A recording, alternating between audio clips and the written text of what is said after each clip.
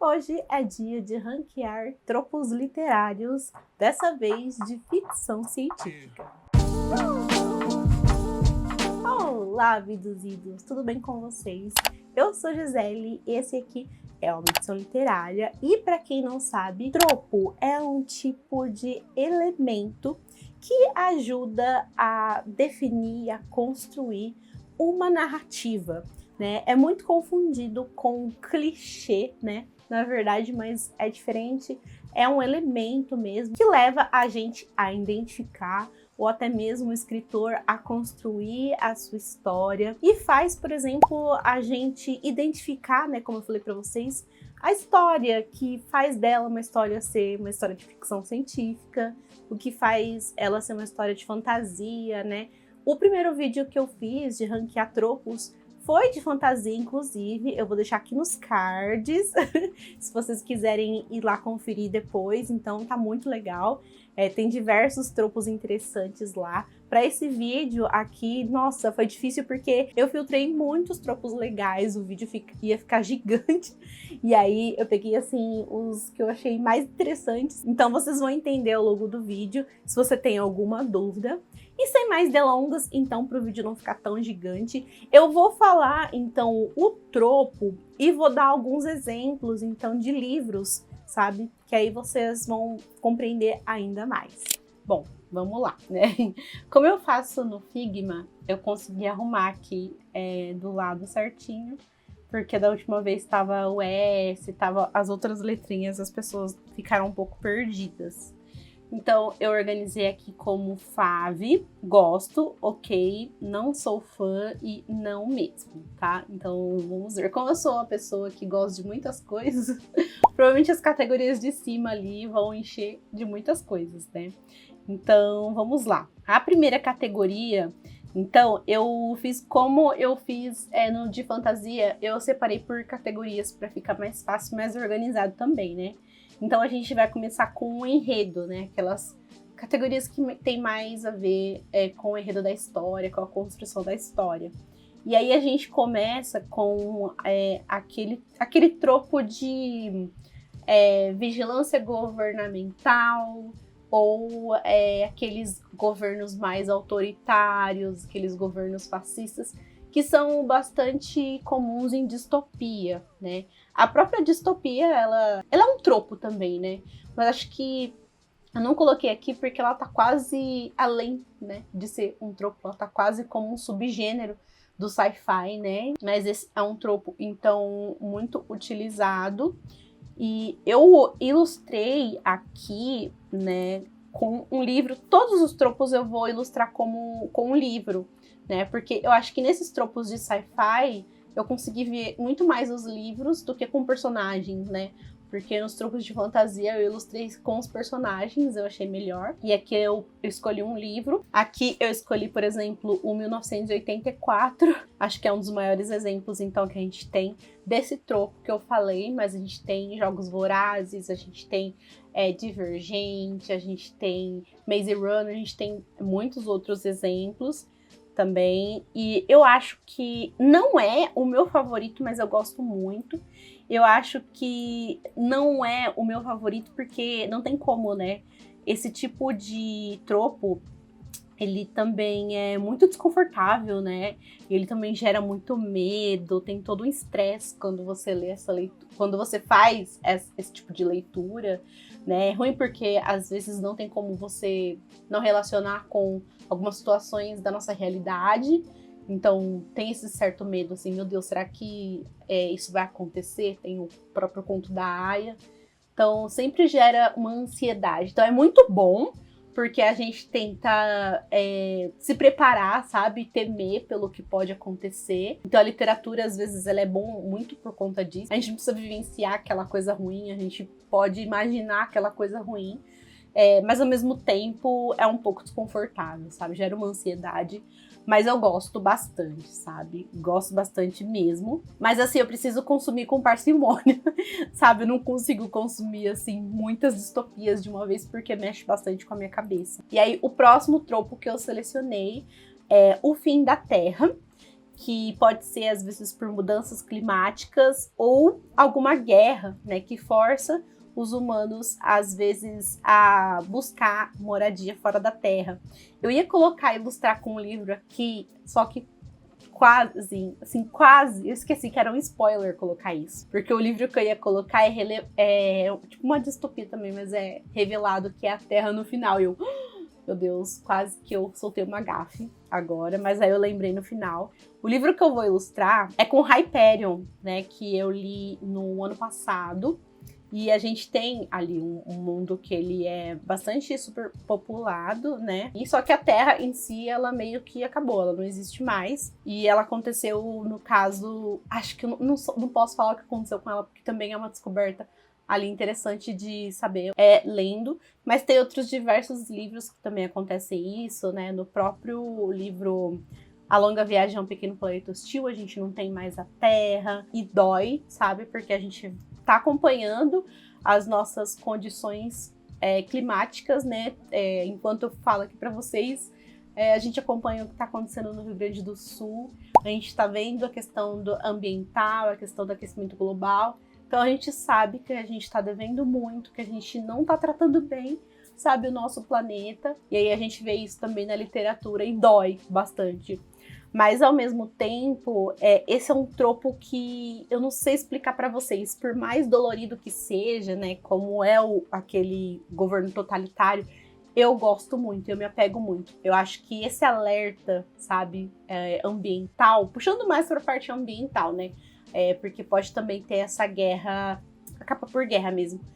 Mas acho que pelo apelo ambiental pega muito, assim, sabe?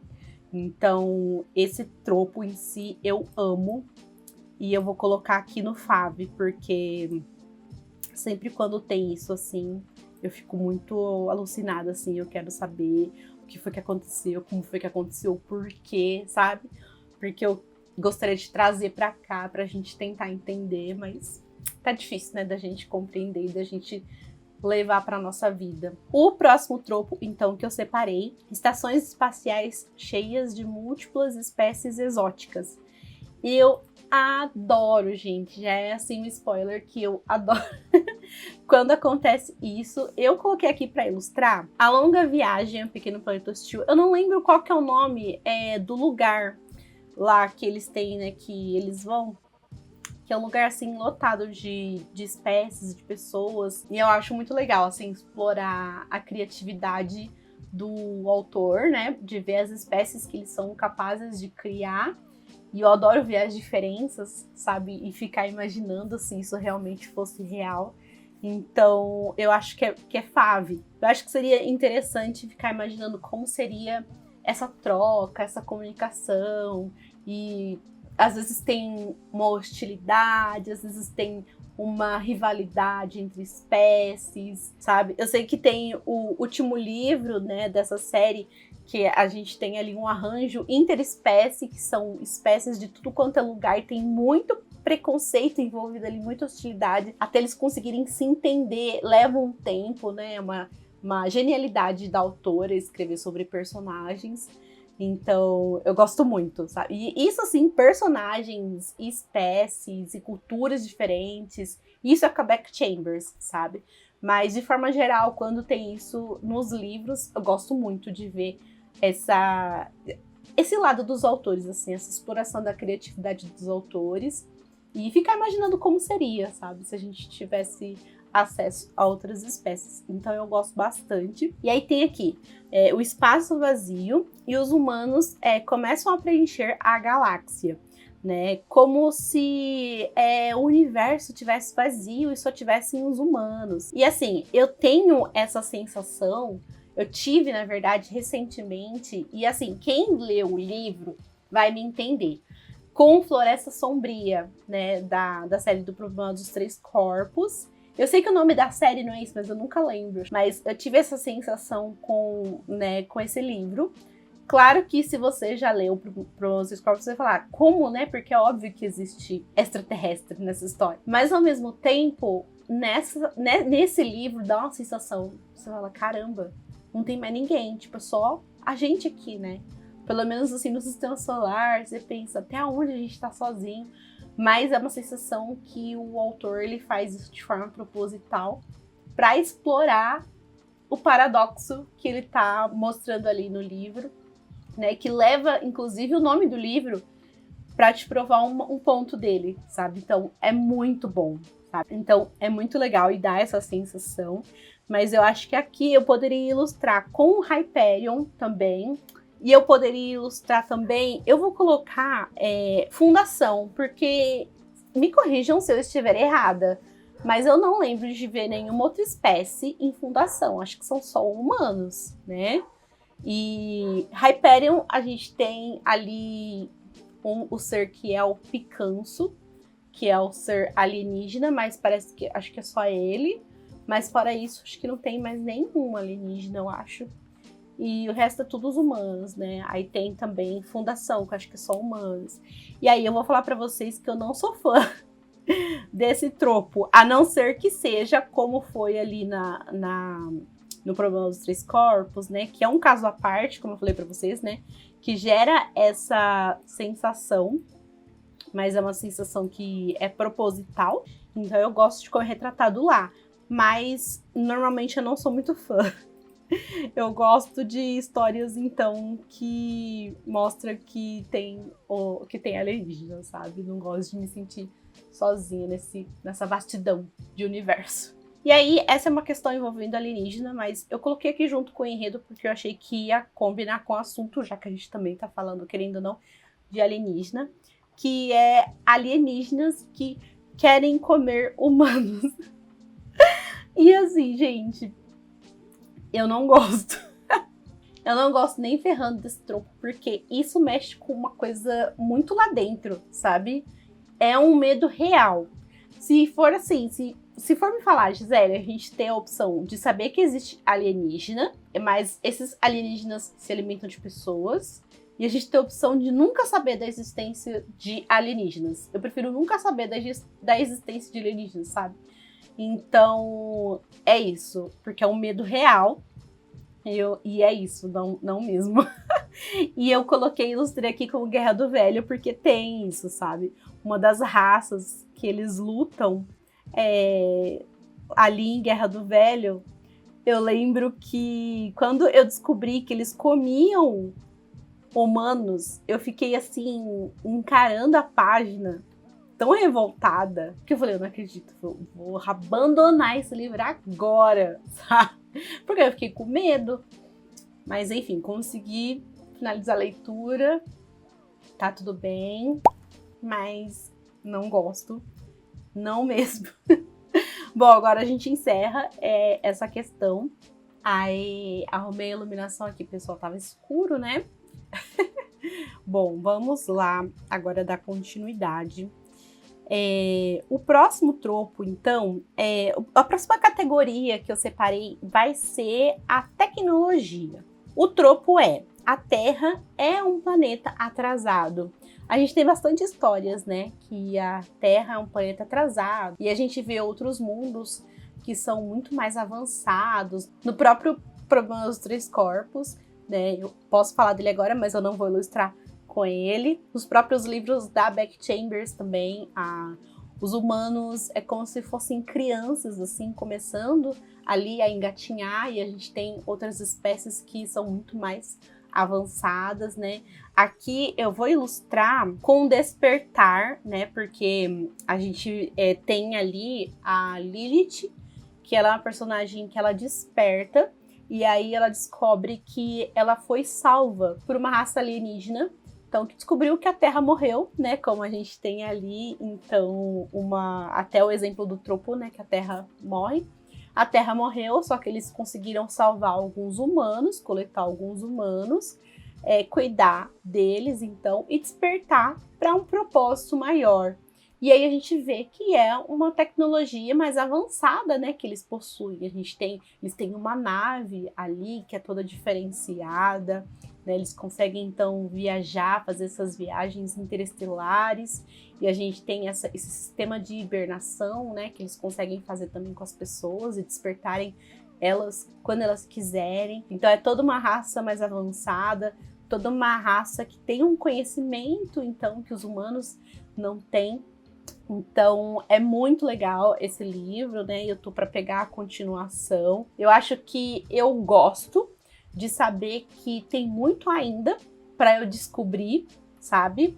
De saber que tem muito ainda para a Terra descobrir, tem muito ainda para a gente avançar.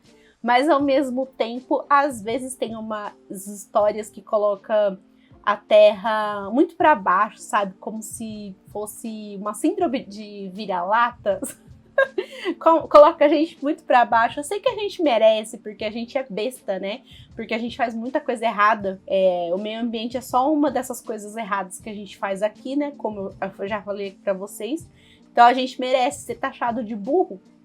Então, mas ao mesmo tempo, eu não sei. Esse é um tropo que eu gosto, né? Como eu falei para vocês.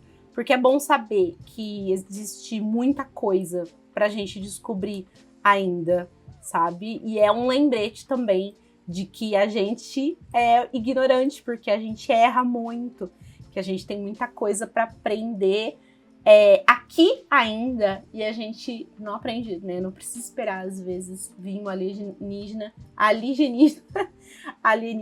para mostrar, sendo que tem muita coisa aqui ainda que a gente não aprendeu. E tá escancarado na nossa cara. Outro livro que daria para ilustrar seria O Fim da Infância, aqui também, né? Então, acho que é isso. O próximo tropo que eu escolhi aqui deixa eu ver, tecnologia atrofiada. E aí, no caso, qual é a diferença, né, para a tecnologia que é atrofiada da tecnologia que é atrasada? É uma tecnologia que, por algum motivo, ela parou, né? Ou ela retrocedeu de alguma forma. A Roda do Tempo, ela é uma... ela é uma história de fantasia, mas ela tem elementos de distopia também, né? Como ela tinha ali um período que ela era praticamente um período utópico, né? Com carros viajando, um monte de coisas ali que acontecia. E aí ela sofreu a ruptura, ela sofreu então essa atrofiação da tecnologia, porque a tecnologia ela retrocedeu e ela não avançou mais. Então ela é um exemplo. A gente tem, por exemplo, Skyward, que a gente tem um pessoal ali isolado, né, em um planeta. Então eles não têm recursos, eles não têm acesso a conhecimento, então eles não conseguem avançar a tecnologia deles por consequência disso. Eu vou ilustrar aqui também com o problema dos 3 corpos, que a gente sabe que eles também têm a tecnologia atrofiada, e eu não vou falar por quê, porque acho que pode ser um spoiler, né, para quem não leu, mas quem leu sabe, mas é muito interessante, muito legal. E, gente, eu acho que eu gosto muito, porque eu acho que sempre quando a gente tem essa questão da tecnologia atrofiada, eu acho que é um desafio a mais, né? Dos personagens tendo que se provar. E ser muito mais cabeça, sabe? Para resolver os problemas. Porque eles não podem depender só da tecnologia, eles precisam depender muito mais assim da cabeça deles, né, da inteligência mesmo, para poder superar os problemas, né? Então eu gosto muito, muito, muito desse tropo. Aí a gente tem aquele tropo da instalação abandonada. A gente tem em diversos livros aquela instalação que as pessoas encontram e tá ali abandonada, sabe? E tem uma história ali, né? Você não consegue entender muito bem, né? O que aconteceu e mistérios. A gente tem isso em A Quinta Estação, a gente tem isso na história que eu vou ilustrar, mas eu não vou falar como, porque pode ser um spoiler também, que é em Skyward, né? No decorrer da história a gente acaba conhecendo e sabendo de uma estação, né, que tem aqui também, mas é muito legal como isso acontece. Não é, acho que o meu favorito, não é um que, nossa, meu Deus, sabe? É só um tropo que eu acho ok, talvez. Eu acho que eu gosto desse tropo aqui. Acho que no meio aqui do ranking eu descobri que é ok. Que eu gosto, mas se não tiver ou se tiver, pra mim, tanto faz, tá? Agora, o próximo tropo, então, é tecnologia de tradutor universal. Olha, gente, eu acho que é muito bom. Eu acho que facilita muito. Eu acho que não atrapalha. Eu acho que é interessante ver a riqueza que existe de vocabulário, de interações diferentes, de línguas. Eu acho que eu gosto de ver isso numa história. E eu gosto quando o autor sabe explorar isso. Novamente, um autor que sabe explorar isso é a Becky Chambers. Então, e assim, quando às vezes a gente vê esse recurso do tradutor universal, às vezes o autor ele usa muito esse recurso e aí ele vira preguiçoso, porque aí todo mundo tem, todo mundo usa e aí ele não explora, né, o fato de como é a língua daquelas outras pessoas, como elas se comunicam, como que é a comunicação, sendo que é interessante mostrar também, porque mesmo com o tradutor, a gente vê elas comunicar entre a espécie dela, ou ela ainda tem os trejeitos dela. Então eu acho que eu gosto porque facilita muito também a narrativa. Imagina só, isso seria impossível, né? A gente conseguir acompanhar uma história interespécie com o problema da comunicação. Mas ao mesmo tempo, eu acho que não é favorito por conta disso, sabe? Aqui eu vou ilustrar com o Guia do Mochileiro das Galáxias. Obrigado pelos peixes. Acho que é um dos melhores exemplos aqui para a gente colocar. Eu vou colocar então em gosto, porque é isso. Eu acho que facilita muito e acho que é muito bom quando a gente tem na história, eu gosto. E aí, o próximo então que eu escolhi vai ser... esse aqui é muito bom. Tecnologia versus ética. Quando a gente tem, por exemplo, aqueles cientistas que... Não só cientistas, né? Quando a gente tem, por exemplo, aqueles cientistas que se acham deuses, sabe? E a gente não... Eles ultrapassam o limite da ética e da moral para sua criação. E não só cientistas, né? Mas outros tipos de personagens, eles ultrapassam essa barreira da ética, da moral, então, para fazer suas coisas, por uma questão maior. Aqui, por exemplo, eu coloquei o maior exemplo de todos, inclusive o maioral, né, o primeiral, que é Frankenstein, então, na Mary Shelley, que a gente tem, então, a criação do monstro, né, da criatura de Frankenstein, né. Eu acho que esse é o maior exemplo, então, que a gente tem. Mas a gente tem diversos exemplos, né? A gente acho que tem em A Brigadas Fantasmas muito dessa discussão também. E é muito legal como funciona essa discussão lá. E acho que é o meu livro favorito, inclusive, da Guerra do Velho, né? Um dos meus favoritos. Ele briga bastante com o primeiro, mas eu acho que ainda assim eu gosto muito. Porque esse é um livro bem lento, mas ele é muito assim, chega a ser um pouco até filosófico, mas ele fala muito sobre ética, muito sobre moral. E eu gostei muito dessa pegada, mas a gente tem outras questões, assim, de livros de sci-fi que às vezes fala sobre ética e sobre moral.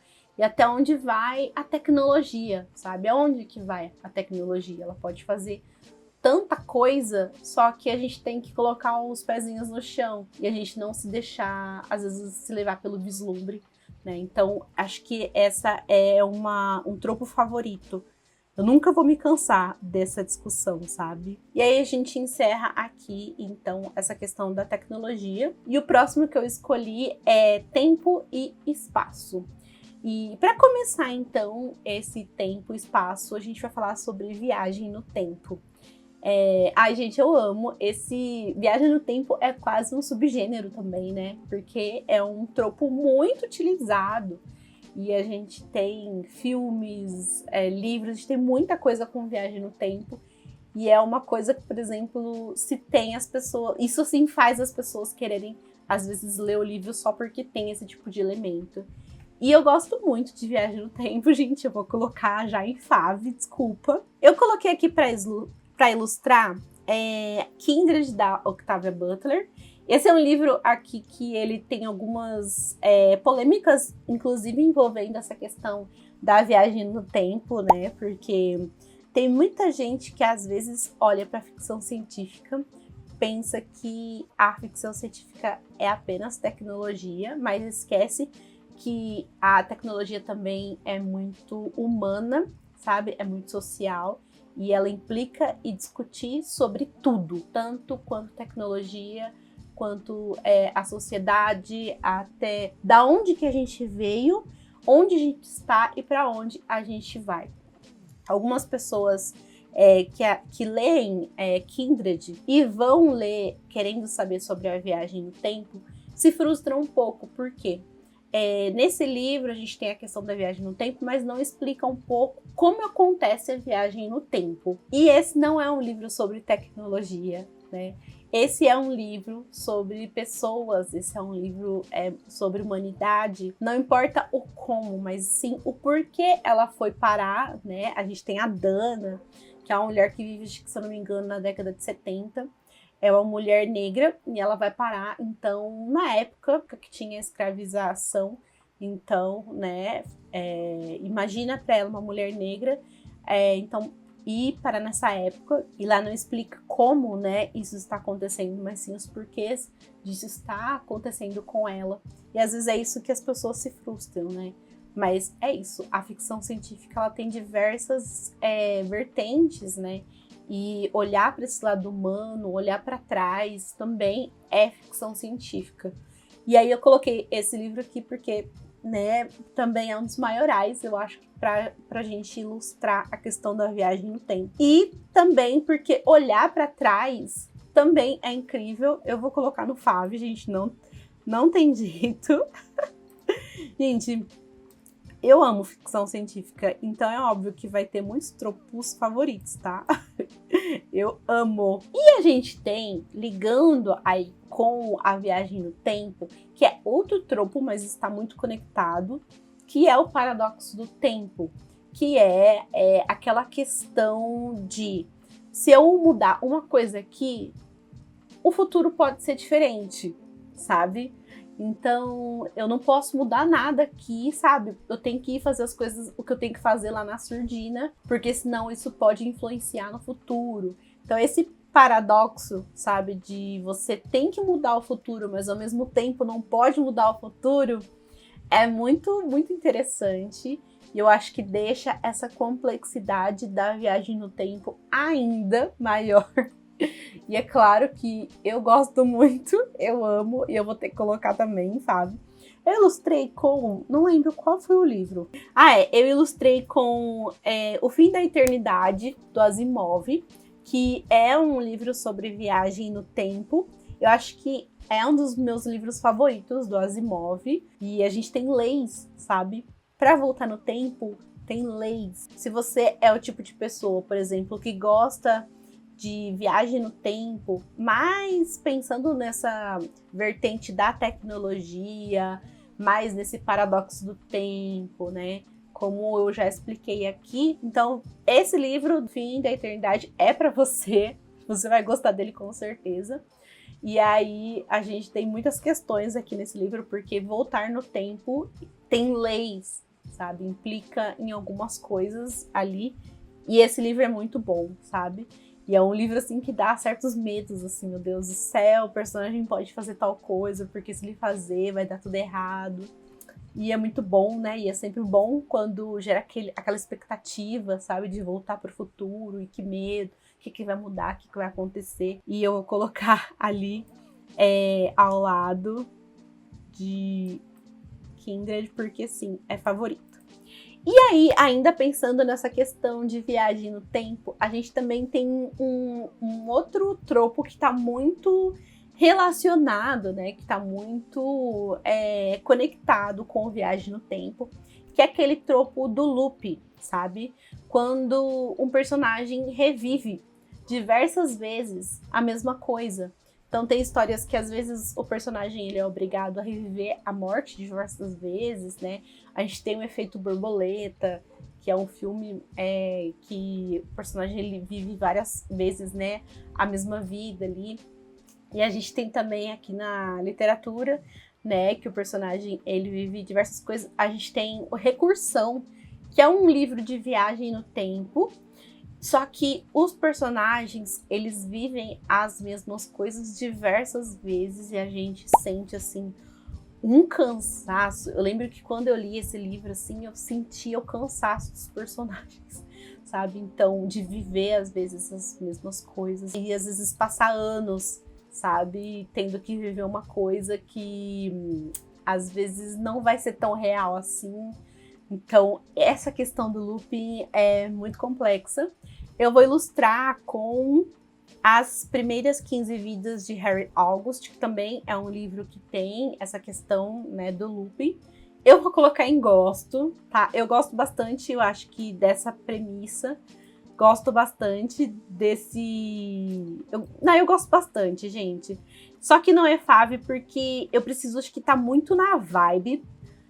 Porque me dá um pouco de angústia também, me dá um pouco de, meu Deus, sabe? O próprio Recursão que eu falei pra vocês. Eu li esse livro numa bad vibes, que, meu Deus do céu. Então, eu acho que é preciso estar na vibe. Se eu tiver, assim, meio tristonha, vixe, eu vou passar longe do livro, porque é complicado, sabe? Mas eu gosto. E o próximo, então, que eu peguei aqui é universos alternativos, né?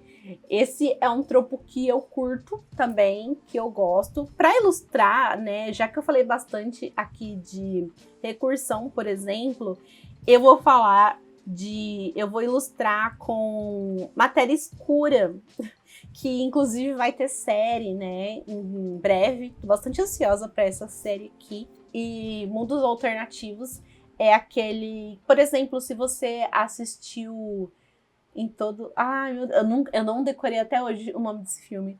Em Todo Lugar, Todo Momento. Em Todo Lugar, ao mesmo tempo. Eu vou colocar aqui, sabe, o nomezinho certinho, bonitinho, show, sucesso, porque eu não... Além de não decorar as coisas, eu esqueço as coisas muito fáceis, mas aquele nomezão lá é grandão. Mas é esse livro com...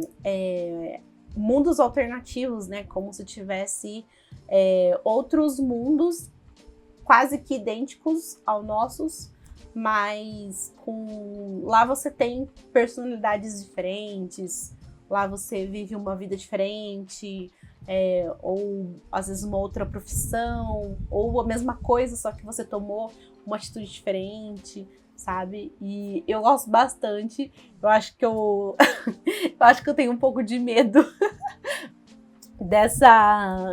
desse tropo também, gente. É um pouco assustador, vocês não acham? Né? Essa teoria de que existe... É meio que um multiverso também, né? Então, é um pouco assustador, eu vou falar pra vocês. Ao mesmo tempo que é empolgante, também é assustador, né? Eu acho que eu gosto bastante desse tropo. Não é meu favorito. Acho que eu não li tantos livros assim com esse tipo de tropo. E quando tem uma confusão, né? A gente teve recentemente também os filmes também da Marvel que tiveram esse tropo. E eu acho que é interessante, assim. Mas eu gosto, não chega a ser favorito. E aí a gente tem também, agora história alternativa. Nesse caso aqui, no caso, é uma reimaginação. Por exemplo, a gente tem Novembro de 63, do King, né? Que a gente tem um acontecimento ali, X, acho que foi o assassinato de um presidente, né? E aí eles tentam impedir aquele assassinato, né, de ser diferente, eles tentam reescrever a história.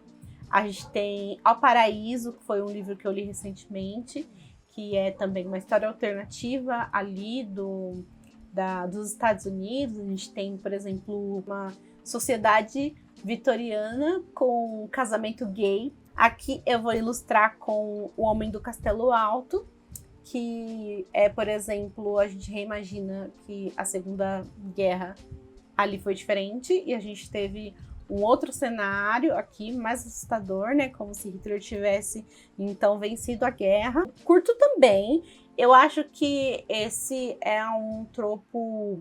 Eu acho que é um tropo interessante. É um tropo que eu gosto. Também não é um tropo favorito. Mas eu acho que, novamente, assim como as distopias, eu acho que ele serve muito bem pra gente reimaginar situações, sabe? Como seria se fosse diferente, sabe? Como se fulano tivesse, sei lá, vencido as eleições no lugar de outra pessoa. Como seria se tal pessoa não tivesse morrido? Então, eu acho que é um tropo bastante interessante, sabe? Eu acho que não é favorito, porque eu não consumi tantas coisas dele ainda, mas eu acho que é um tropo muito legal. E aí, vamos ver... Tá acabando, gente. Ó, a última sessão aqui que eu separei são de IAs ou robôs, né? Primeiro tópico, então, é um robô que começa a experimentar ali algumas sensações, reações humanas. E eu acho, gente, eu acho muito legal, eu adoro esse tipo de tropo. Eu acho que eu já posso até colocar aqui em Fave. Eu li um livro recentemente que foi O Homem Bicentenário, né? Que novamente virou também um dos meus favoritos do Asimov. E é muito bom, assim, você ver esse livro aqui, ele é muito intrigante. Você vê o quanto o robô ele se esforça para querer ser um humano, e às vezes você vê que o humano ele é tão dotado de falhas, ele tem as suas limitações, mas nada disso importa pro robô. Ele quer mesmo assim se tornar um humano e vir com todo o pacote, sabe? Mesmo com as falhas e mesmo com os problemas, ele quer deixar às vezes até a imortalidade de lado para ser um humano, né? E tudo isso para sentir, sabe? Para vivenciar, né, as coisas de forma mais genuína. Então, eu gosto muito, assim, dessa discussão também, do quanto isso traz, assim, algo mais profundo para a história. Essas histórias do Asimov que envolvem robô, é muito bom quando tem isso, mas nessa do Homem Bicentenário, assim, é demais. E a gente tem um pouco disso nas histórias do Philip K. Dick também. A gente tem também nas histórias da Beck Chambers, sabe? Então, eu adoro essa discussão. E com certeza é Fave. Meu Deus, eu sou uma piada, gente. Os meus gosto e Fave estão ali em cima. E vai continuar assim, porque esses tropos agora que vão entrar, eu gosto de todos. O próximo é uma IA, né? Uma inteligência artificial evoluindo além da inteligência humana. E aí, eu tenho um pouco de medo, assim, né? Eu acho que é natural. Ai, gente, aonde a gente vai parar, né? É assim, gente, eu acho que esse é um caminho sem volta, porque uma hora isso vai acontecer. E eu não sei, hoje a IA ainda é muito dependente, né, dos humanos. Então, para tudo que vai fazer, ela depende de comandos, ela depende. Mas vai chegar um momento que não vai mais precisar. E ela vai ser independente, vai chegar um momento que eu acho que vai evoluir a nossa inteligência, né? Mas eu não sei quando vai ser isso, se eu vou chegar a presenciar isso. E eu não sei se eu vou sentir medo. Eu acho que o medo, ele é natural, sabe? Quando a gente vê, assim, algo que a gente não conhece, que a gente... Eu acho que eu vou sentir medo. Né? E aqui, ó, o livro que eu vou né, colocar é o Senciente nível 5, né? Porque a gente tem aqui uma sociedade que utiliza as IAs, elas são, assim, muito inteligentes, elas que comandam tudo, ele tem o poder de tudo, um poder, inclusive, que é bélico, se precisar. Então, ela tem o poder de tudo. E a gente tem uma outra sociedade que é um pouco mais ignorante, digamos assim, que tem um medo tremendo das IAs, sabe? Tipo, meu Deus, como vocês podem dar o poder para elas e tal. Eu acho que a gente seria essa sociedade, sabe? Mais ignorante, porque ainda é desconhecido, né, pra gente. Mas eu acho que a princípio gera, assim, um desconforto, gera um medo. Então, eu acho que é uma coisa... Mas é uma coisa nova. Acho que é uma coisa interessante. E a literatura é bom porque já traz esse conceito, já traz isso pra gente. Então, assim, eu acho que eu gosto desse tropo, né? Lembrando que é quando a gente tem a IA, que é mais inteligente do que os humanos, né? Que a inteligência deles sobrepõe a dos humanos. Então, acho que eu gosto desse tropo, né? Eu acho que é uma antecipação, é uma coisa que a gente vai chegar em breve.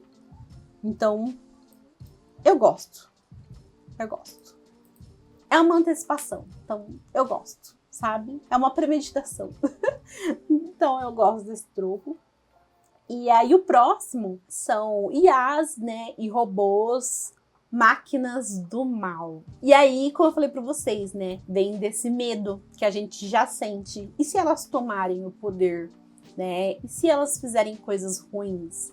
E se elas se revoltarem quanto a gente? E eu acho que é um medo genuíno, mas, novamente, eu acho que é um medo que vem do desconhecido, né? Porque a gente vai ter que aprender muita coisa, vai ter que conviver para esse medo, para abafar esse medo, né? Só que eu não sei, eu não gosto das histórias que tem IA, máquinas ruins, robôs ruins. Eu não sei, não consigo explicar, assim, o porquê que eu não gosto. Eu acho que, por exemplo, uma história que subverte muito isso, que eu achei, assim, genial, é Salmo para um Robô Peregrino, da Beck Chambers, que lá a gente tem os robôs que são super paz e amor, sabe? Eles são tão inteligentes que eles são muito evoluídos, sabe? E eles defendem a natureza. Eles são tipo uns robô hippie, sabe? Que foram morar na natureza.